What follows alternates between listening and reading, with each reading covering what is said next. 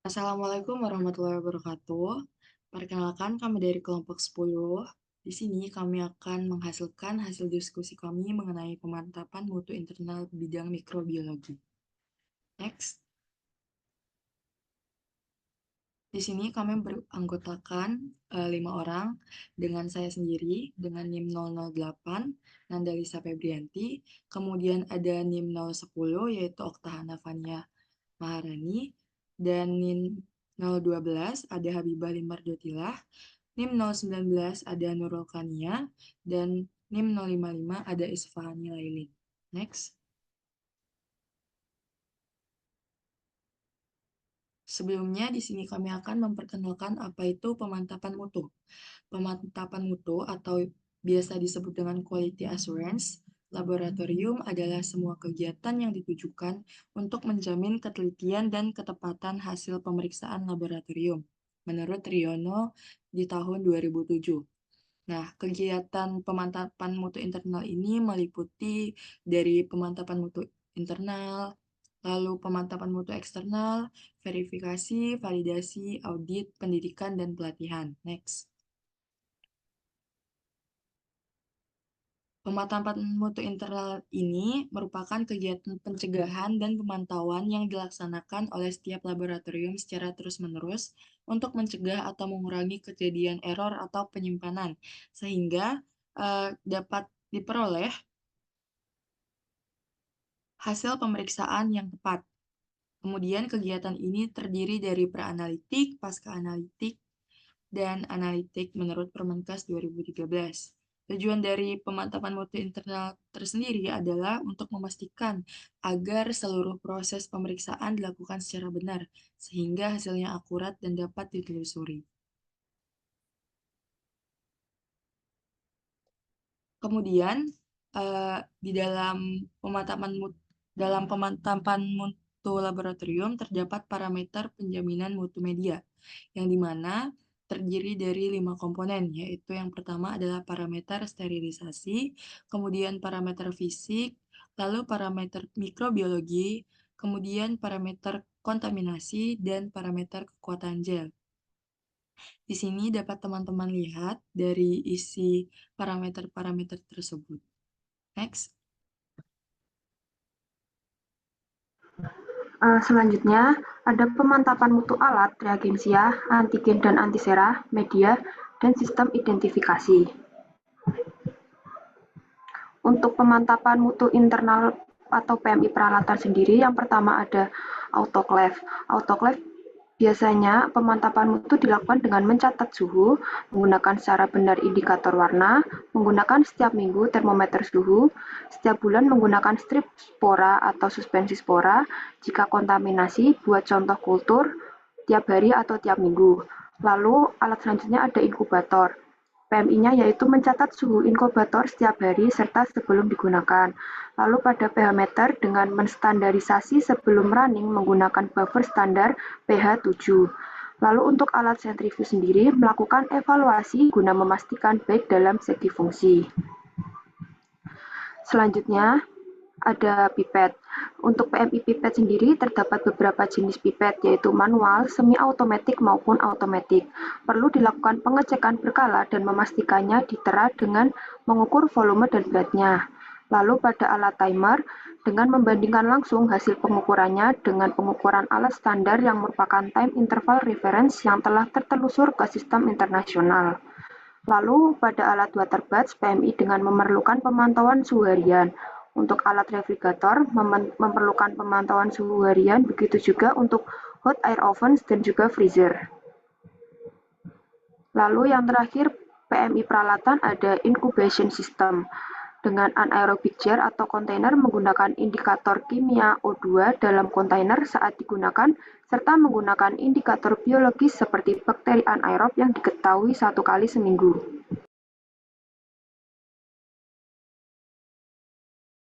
Berikutnya ada pemantapan mutu internal atau PMI reagensia, di mana pengawasan dilakukan secara rutin setiap hari terhadap reagensia maupun pewarna dengan cara disertai positif kontrol dan negatif kontrol. Nah, pengawasan juga mampu dilakukan per minggu per 1 minggu, 3 minggu, atau 6 bulan.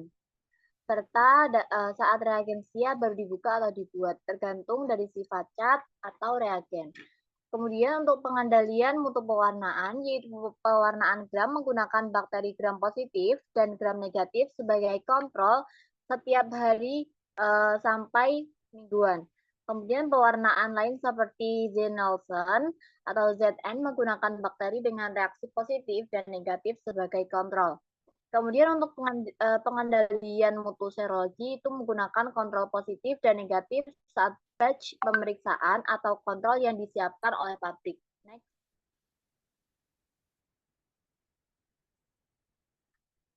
Kemudian pemantapan mutu internal atau PMI antigen dan antisera, di mana beberapa anjuran untuk mendapatkan hasil yang baik dari antigen dan antisera, yaitu yang pertama ada petunjuk dari produsen harus dipatuhi, kemudian menyimpan reagen pada suhu yang telah dianjurkan, dan terdapat reagen yang dilarang masuk ke freezer.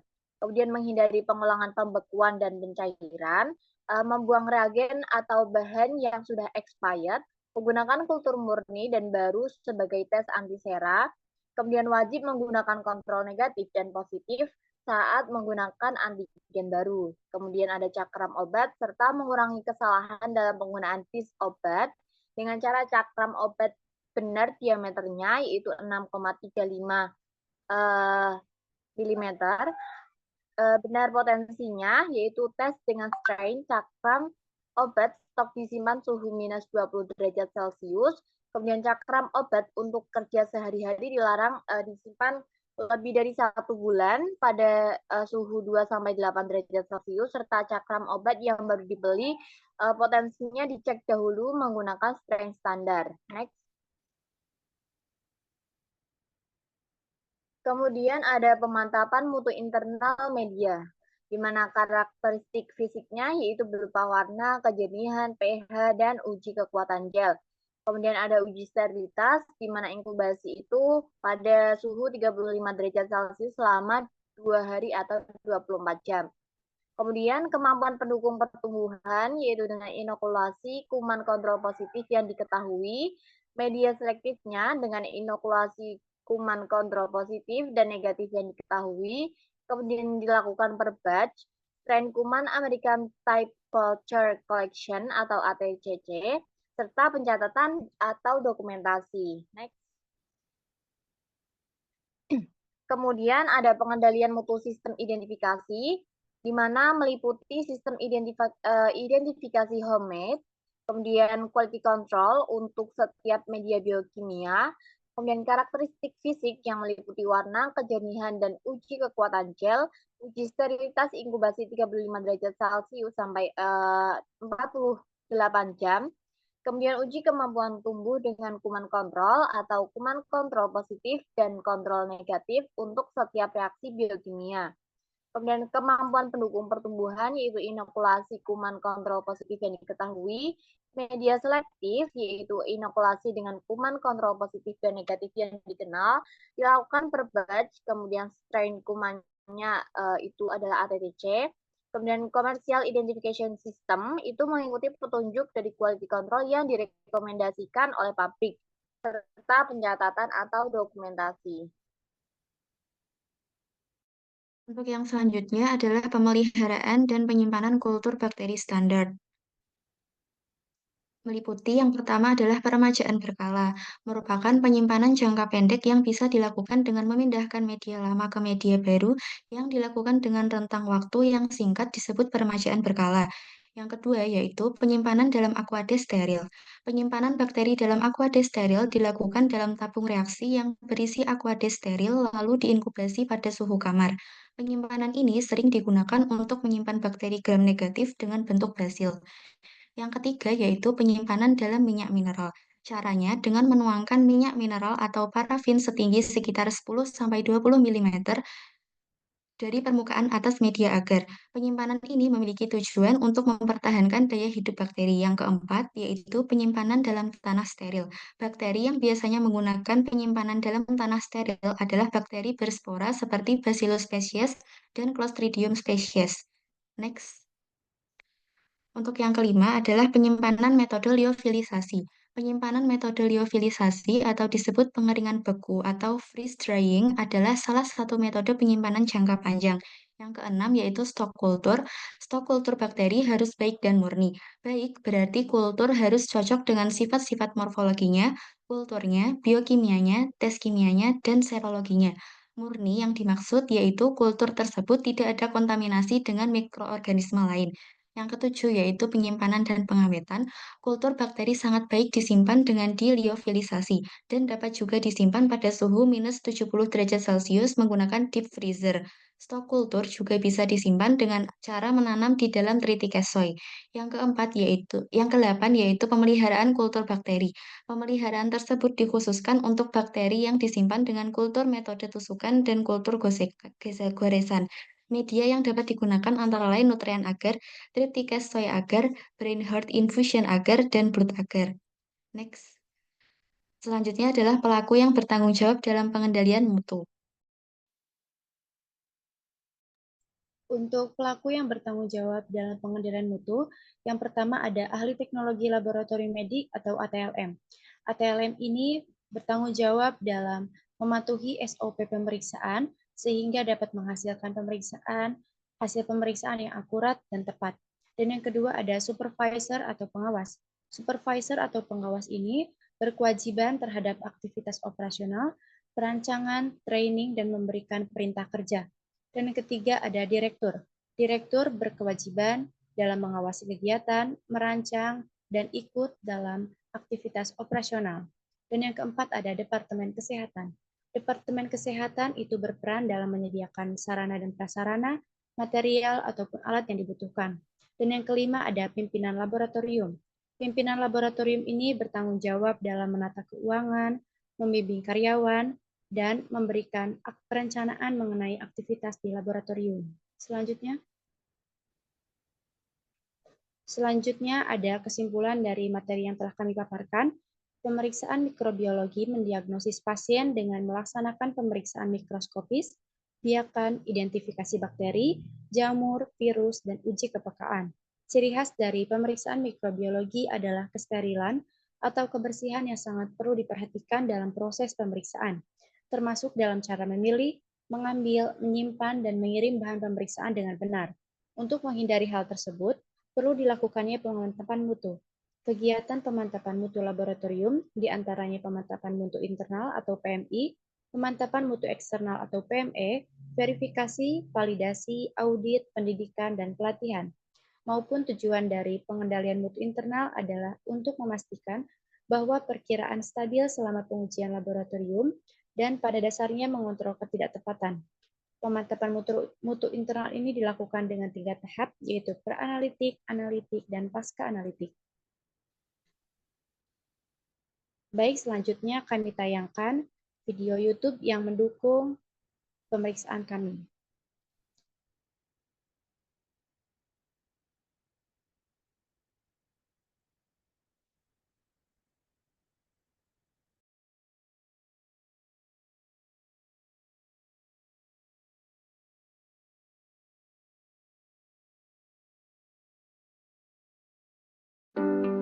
Assalamualaikum warahmatullahi wabarakatuh. Baiklah, pertemuan kita kali ini saya akan membahas tentang pemantapan mutu laboratorium mikrobiologi klinik. Selamat menyaksikan. Salah satu cara agar hasil pemeriksaan mikrobiologi dapat diandalkan yaitu dengan cara pengendalian mutu atau QC internal maupun eksternal harus dilaksanakan. Pengendalian mutu atau QC merupakan upaya untuk mendapatkan hasil pengidentifikasian, pemantauan, penilaian, dan perbaikan hasil suatu pemeriksaan lab yang terkait dengan diagnosa suatu penyakit pasien. Jenis pemantapan mutu ada 2, yaitu pengendalian mutu eksternal atau PME dan pengendalian mutu internal disebut PMI. Pengendalian mutu eksternal merupakan di mana disebut quality assessment, di mana kinerja laboratorium dinilai oleh suatu instansi lain yang lebih kompeten program yang dilakukan setiap lab untuk melakukan pengujian mutu ujinya sendiri. Syarat pengendalian mutu internal diantaranya adalah pemenuhan fasilitas untuk pekerja, meliputi vaksinasi untuk pekerja, peringatan keselamatan, sampai nanti komponen peningkatan kualitas media reagen, pencatatan dan pelaporan hasil, lalu penanganan dan pembuangan bahan infeksius. Pada tabel 1 ini merupakan kendali mutu peralatan mikrobiologi, nanti bisa dibaca sendiri apa saja alat-alatnya, prosedur, jadwal, dan toleransi limit untuk pemeliharaan peralatan mikrobiologi.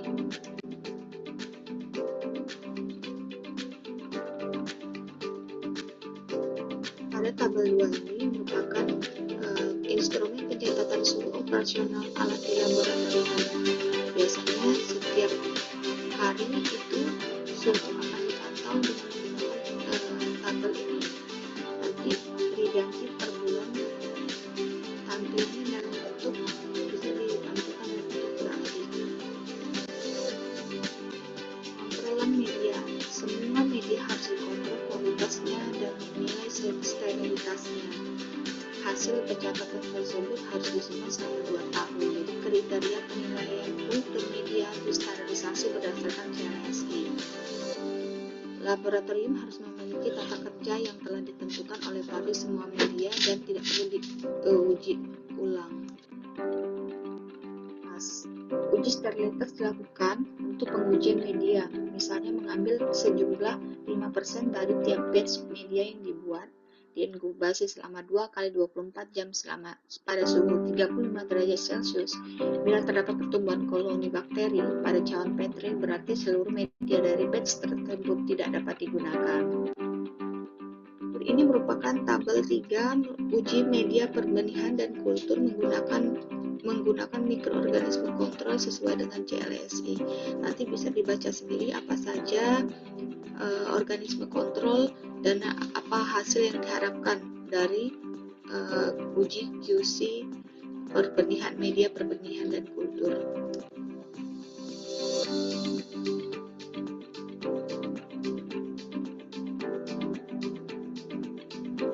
Media untuk menemukan bakteri target. Seperti ini salah satu saya contohkan dari tabel yang di atas tadi. Jadi paling sedikit satu jenis strain bakteri, misalnya agar Mekongki digunakan strain Shigella seperti Shigella flexneri.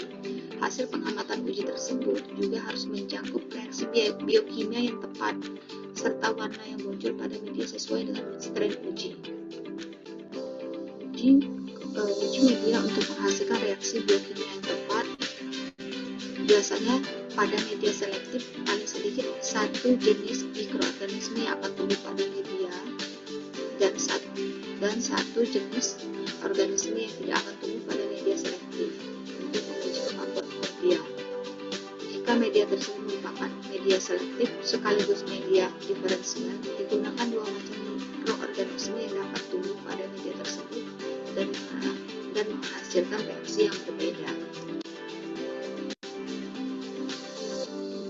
Contoh pengujian pada media biokimia, contohnya pada media urea digunakan mikroorganisme penghasil urea positif seperti Proteus dan suatu mikroorganisme yang tidak menghasilkan urea atau urea negatif seperti Escherichia coli.